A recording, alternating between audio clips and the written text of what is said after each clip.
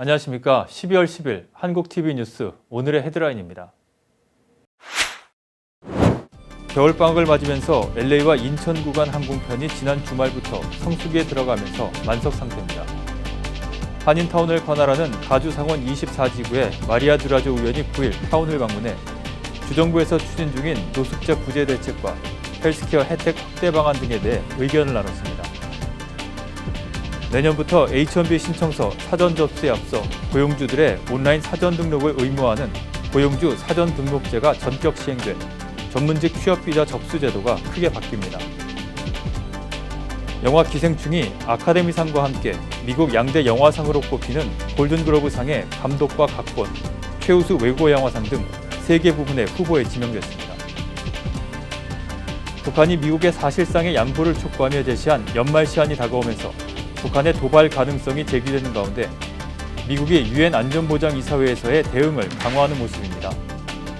그동안 북미협상 국면에서 안보리 차원에서의 대응을 자제해왔던 미국이 직접 안보리 회의 소집을 요구하고 나선 것입니다. 김우중 전 대우그룹 회장이 9일 숙환으로 별세했습니다. 향년 83세입니다.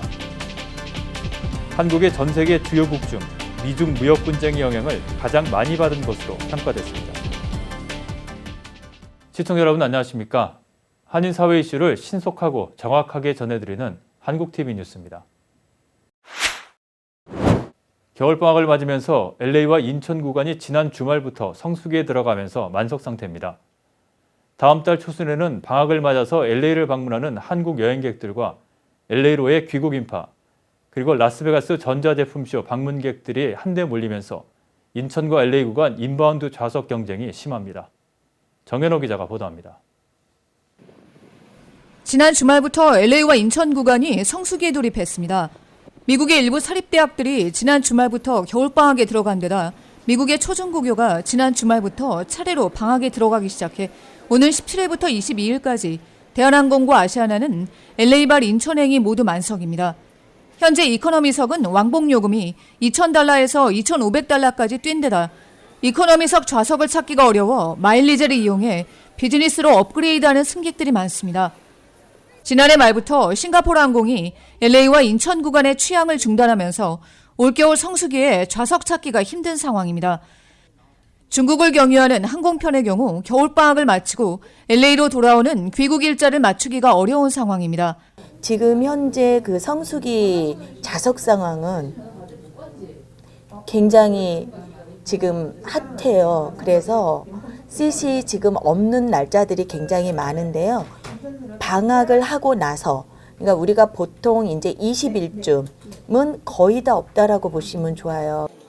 한국의 학교들은 이달 20일이 지나면 방학에 들어가기 때문에 이때부터는 방학을 맞아 LA를 방문하는 한국발 승객들로 인바운드가 몰립니다.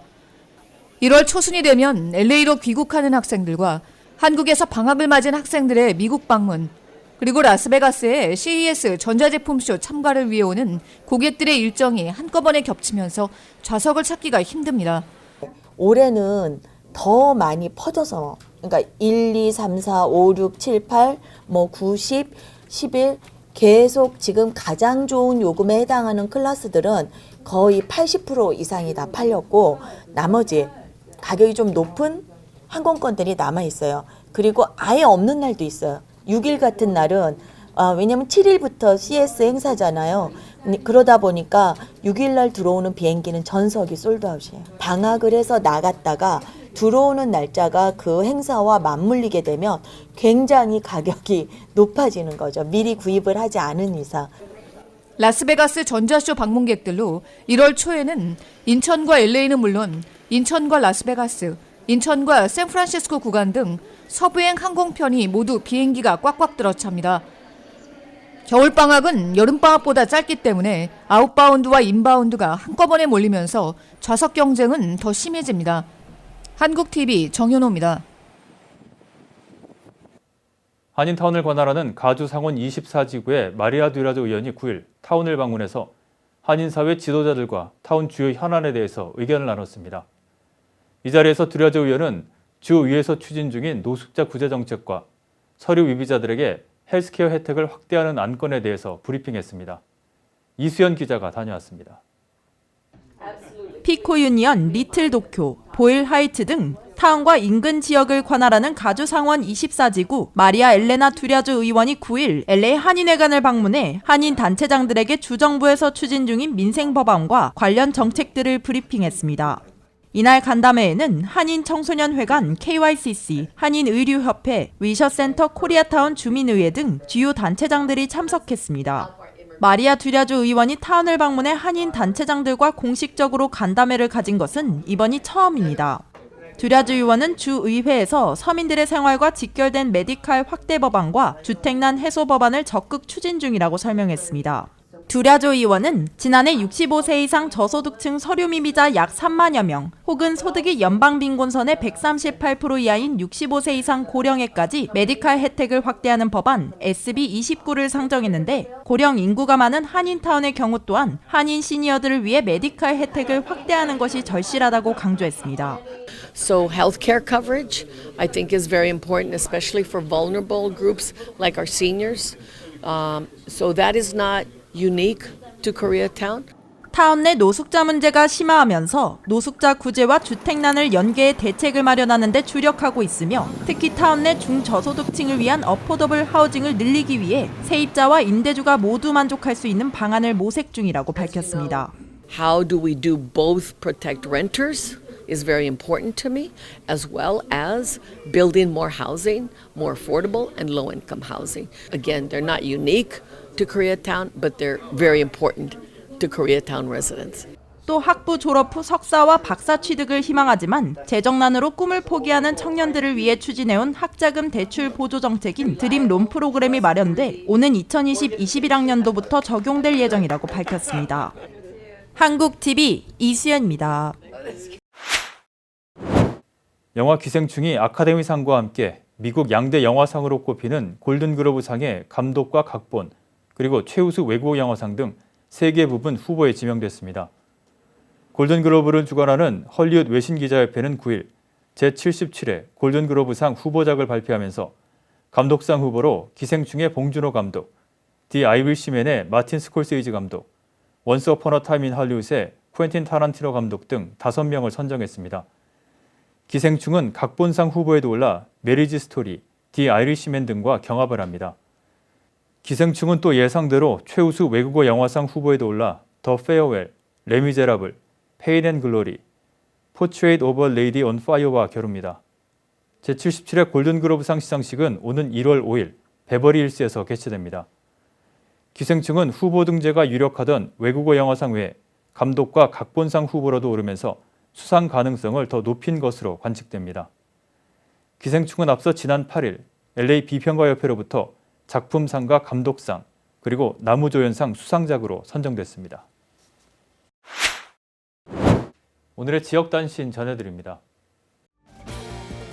도널드 트럼프 대통령의 우크라이나 스캔들 탄핵 소추안 작성 중인 하원이 9일 그간 수집한 증거를 검토하기 위한 청문회를 열었습니다. 이날 청문회는 각종 증거를 토대로 탄핵 혐의를 결정하기 위한 핵심 단계로, 청문회 이후 민주당은 탄핵 소추안 작성을 마무리 짓고 하원 법사위에 이어 하원 전체 표결 절차로 나갈 전망입니다. 내년부터 H-1B 신청서 사전 접수에 앞서 고용주들의 온라인 사전 등록을 의무화하는 고용주 사전 등록제가 전격 시행돼 전문직 취업비자 접수 제도가 크게 바뀝니다. 2021 회계년도 쿼터분 적용을 받는 H-1B 비자 신청서 제출을 희망하는 고용주는 H-1B 비자 신청서 제출 이전에 온라인으로 H-1B 비자 고용주 등록을 마쳐야 청원서 접수가 가능합니다. LA 한인타운에서 교통사고가 가장 많이 발생한 교차로는 삼가와 버먼트 애비뉴로 나타났습니다. 올 들어 한인타운 삼가와 버먼트 애비뉴에서 총 50여 건의 사고가 발생해 교통사고 다발 지역으로 꼽혔습니다. 같은 기간 보행자 사고 관련 교통사고가 가장 많이 일어난 교차로는 베니스와 웨스턴 애비뉴, 산타모니카와 웨스턴 애비뉴로 나타났습니다. 소셜미디어 스냅챗에 데스리스트를 올린 12살 난 소녀가 경찰에 체포됐습니다.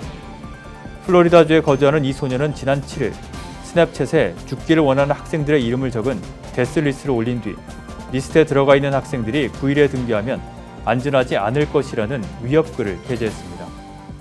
캘리포니아주 대형 산불에 따른 전력가스 회사 PG&E의 총 부담액이 250억 달러를 넘어섰습니다. PG&E는 산불에 대한 거액의 배상 책임으로 자금 압박을 받으면서 지난 1월 북가주 연방지방법원에 파산 보호를 신청한 바 있습니다.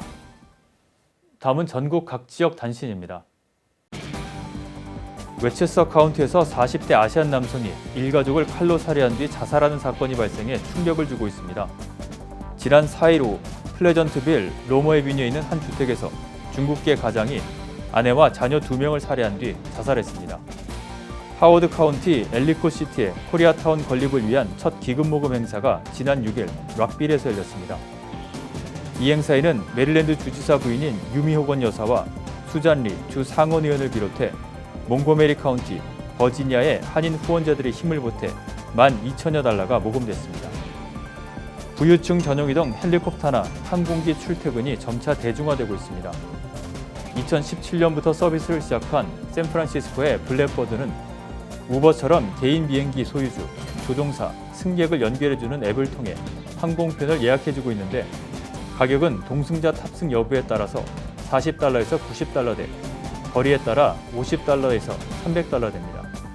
유명 IT 회사 사장을 맡아왔던 시애틀의 한인 2세 37살의 데이빗 심 씨가 최고 경영자까지 겸하게 됐습니다. 위치 기반 소셜 네트워킹 전국 1위 서비스 업체인 포스퀘어는 지난 6일 데이빗 심 사장을 CEO와 이사회 상임 이사로 임명했습니다. 데이빗 심 씨는 시애틀 평통에서 활동해온 심재환 씨의 장남입니다. 최여은 앵커가 한국 뉴스 전해드립니다.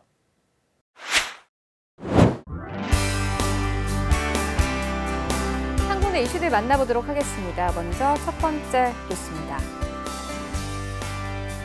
북한이 미국의 사실상의 양보를 촉구하며 제시한 연말 시한이 다가오면서 북한의 도발 가능성이 제기되는 가운데 미국이 유엔 안전보장이사회에서의 대응을 강화하는 모습입니다. 그동안 북미 협상 국면에서 안보리 차원에서의 대응을 자제해왔던 미국이 직접 안보리 회의 소집을 요구하고 나선 것입니다. 로이터 통신이 현지 시간 9일 미국이 북한의 최근 2단 미사일 발사와 향후 도발 확대 가능성을 논의하기 위해 안보리 회의를 추진하고 있다면서 회의가 11일 열릴 예정이라고 보도했습니다. 미 국무부 대변인은 국무부는 주 유엔 미국 대표부에 이번 주 북한에 관한 유엔 안보리 논의 사항에 한반도의 최근 진행 사항에 대해 포괄적으로 업데이트된 내용을 포함할 것을 제안하도록 지시하고 있다면서 최근 진행 사항과 관련해 최근의 미사일 발사들과 북한의 도발 확대 가능성을 포함한다고 밝혔습니다. 지난해 6.12 싱가포르 북미 정상회담을 계기로 본격화된 북미 비핵화 협상 과정에서 미국은 안보리에서도 북한에 대한 자극을 자제해왔습니다.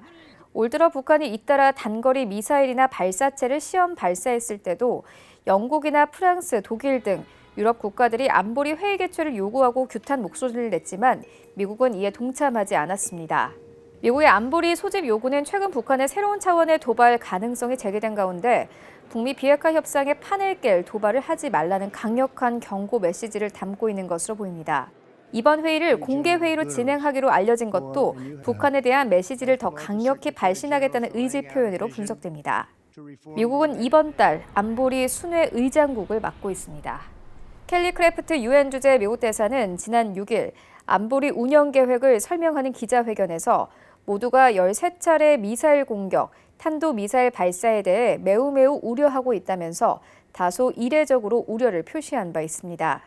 도널드 트럼프 대통령은 5일 백악관에서 안보리 이사국의 유엔 주재 대사들과 오찬을 했고 이 자리에서 한반도의 비핵화에서부터 아프가니스탄 평화 협상에 이르기까지 국제적 도전 과제들을 다뤄지기 위해 협력할 것을 촉구했다고 백악관이 설명했습니다. 김우중 전 대우그룹 회장이 한국 현지 시간으로 9일 오후 11시 50분 숙환으로 별세했습니다. 향년 83세입니다. 사단법인 대우세계경영연구회는 김 전 회장이 수원 아주대 병원에서 별세했다고 밝혔습니다. 김 전 회장은 지난해부터 건강이 나빠져 입원과 통원 치료를 반복하며 투병 생활을 이어왔으나 김 회장의 뜻에 따라 연명 치료는 받지 않은 것으로 알려졌습니다. 김 전 회장이 공개석상의 모습을 드러낸 것은 지난 2017년 3월 열린 대우 창업 50주년 기념 행사가 마지막입니다. 김 전 회장이 설립한 대우그룹은 1967년 섬유회사 대우실업에서 출발했습니다. 이후 1970년대까지 내셔널 의류 등 섬유회사, 대우증권의 전신인 동양증권 등을 인수하고 대우건설, 대우중공업 등을 설립하며 금융, 전자, 중공업 등 분야까지 넓혔습니다. 1981년 대우개발과 대우실업이 합병한 대우가 출범했고 1983년 가전 분야와 자동차까지 사업을 확장하며 1990년대 말까지 급격히 성장해 대우그룹은 재계 2위를 기록했습니다. 우리금융지주사나 우리금융경영연구소는 한국이 미중 무역 분쟁의 영향을 가장 많이 받은 것으로 평가된다고 분석했습니다. 이 연구소 글로벌 연구센터는 미중 무역 협상 전망과 시사점 보고서에서 이같이 분석하고 한국이 제조업 분야에서 글로벌 공급망에 고도로 통합되어 있어 대중국 수출 비중이 높고 반도체 등 특정 품목이 많이 의존하기 때문이라고 덧붙였습니다. 지난해 한국의 대중국 수출 의존도는 26.8%로 일본, 독일, 프랑스보다 높았습니다. 올 1월에서 9월 한국의 수출은 지난해보다 9.8% 감소해 전 세계 교역 상위 10개국 중 가장 큰 감소율을 보였습니다. 4에서 6%가량 수출이 줄어든 영국, 독일, 홍콩, 일본 등보다 미중 무역 분쟁에 따른 타격이 컸던 셈입니다. 센터는 한국이 관세율 인상에 따른 부정적 충격을 가장 크게 받았던 만큼 1단계 협상이 타결된다면 글로벌 투자 심리와 전 세계 교역 물량이 회복되면서 내년 한국의 경제 성장률에 긍정적으로 작용할 것이라고 내다봤습니다. 하지만 2단계 협상이 길어질 경우 글로벌 불확실성이 만성화해 한국의 중장기 경제에 악영향을 줄 것이라고 지적했습니다. 비관세 영역에서 양국 갈등이 증폭되고 장기적으로 글로벌 무역 환경이 양극 체제로 전개될 수 있다는 점을 이유로 제시했습니다.